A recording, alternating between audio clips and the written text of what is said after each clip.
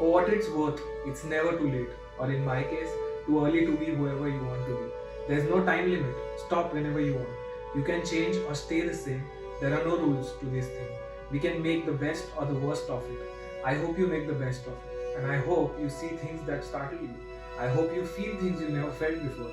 I hope you meet people with a different point of view. I hope you live a life you're proud of.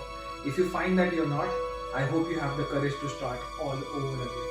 Benjamin Button from The Curious Case of Benjamin Button. Brad Pitt told Rolling Stone, I am scared to death of mortality. तुम कितने ही बड़े star क्यों ना हो, मरना तो तुम्हें भी है. आई एम श्योर ये फीलिंग हमसे ज्यादा इन फेमस लोगों को लगती होगी क्योंकि खोने के लिए इनके पास बहुत कुछ है.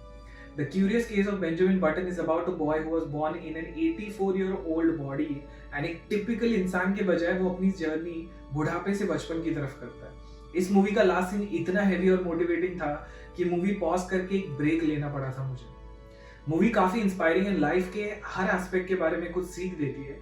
इसी इंस्पिरेशन के साथ तुरंत जो सीख मुझे मिली है उसे मैंने लिख दिया. Gather wisdom from old people. Life में अगर सच्ची सलाह चाहते हो तो किसी 80+ ईयर वाले को पूछो. तुम्हें ज्ञान नहीं देंगे बल्कि कम से कम शब्दों में 100% विजडम देंगे. मूवी के स्टार्ट में तुम देखोगे कि बेंजामिन एक 84-year-old बॉडी में बॉर्न हुआ था एंड उस वजह से उसे एक ओल्ड एज होम में रहना पड़ा. ओल्ड एज होम में उसे लाइफ के अलग पहलू एक्सपीरियंस करने मिले, दूसरे लोगों के लाइफ का आउटकम देखने मिला, जिससे उसे और क्लैरिटी मिली कि उसे अपनी लाइफ से एग्जैक्टली चाहिए क्या. तुमने नोटिस किया होगा कि काफी लोग ऐसे होते हैं जो अपनी फील्ड में पढ़ाई तो कर लेते हैं बट बाद में जॉब करके रियलाइज करते हैं कि उन्हें इस फील्ड में इंटरेस्ट ही नहीं. बेंजामिन की केस में उल्टा है. उसने हर प्रोफेशन के लाइफ का आउटकम ओल्ड एज होम में देख लिया, जिस वजह से उसे एग्जैक्टली पता चल जाता है कि उसे इस लाइफ से अभी क्या चाहिए. You have limited time.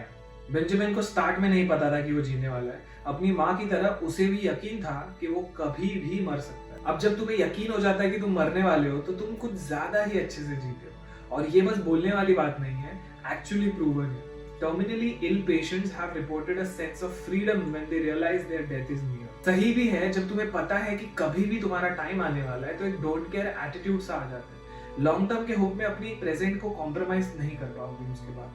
Funny चीज ये है कि हम नॉर्मल इंसान अपनी आइडियल जिंदगी का प्लान 50 के बाद रखते हैं, एज इफ हमें किसी ने अग्रीमेंट पे लिख के दिया है कि तुम 100 साल तक जीने वाले हो. Butterfly effect is real. पता नहीं तुमने ये कॉन्सेप्ट सुना है या नहीं. Butterfly effect is a part of chaos theory.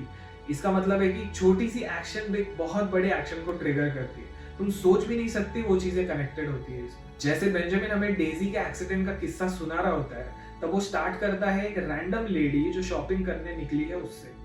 अब लॉजिकली अगर तुम किसी को किस्सा सुना रहे होंगे कि इंसान शॉपिंग के लिए निकला तो शहर के दूसरी तरफ किसी का एक्सीडेंट हो गया.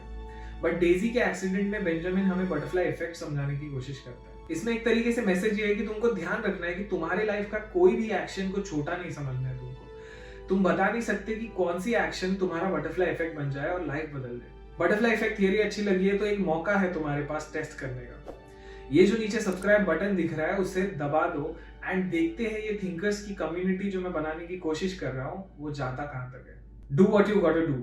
बेंजामिन काफी स्ट्रेट फॉरवर्ड डिसीजन लेता है. अब इसे कई लोग सेल्फिश बोलेंगे बट जब तुम्हें लगता है तुम मरने वाले हो तो सेल्फिश होना ही पड़ेगा क्योंकि मरोगे भी तुम अकेले ही. राइट. बेंजामिन अपने डिसीजंस पे डगमगाता नहीं है, उन्हें आंख बंद करके फॉलो करता है. फिर भले ही लोगों को समझना है जैसे डेजी उसके होने वाले बच्चे की माँ को वो एक दूसरे हस्बैंड ढूंढने पे फोर्स करता है. डेजी उसकी बात नहीं मानती तो वो एक सुबह डेजी को छोड़ के निकल जाता है. मूवी में बाद में डेजी खुद एक्सेप्ट करती है कि वो बेंजामिन की इस कंडीशन के साथ एक बच्चा तो डेफिनेटली बड़ा नहीं कर सकती है. Learn to forgive people. Benjamin के डैड ने उसकी शक्ल देख के उसे अबैंडन कर दिया था. फ्यूचर में जब बेंजामिन को पता चलता है कि मिस्टर बटन ही उसके डैड है तभी वो काफी अपसेट हो जाता है. बट उसे अपने दोस्त की एक बात याद आती है.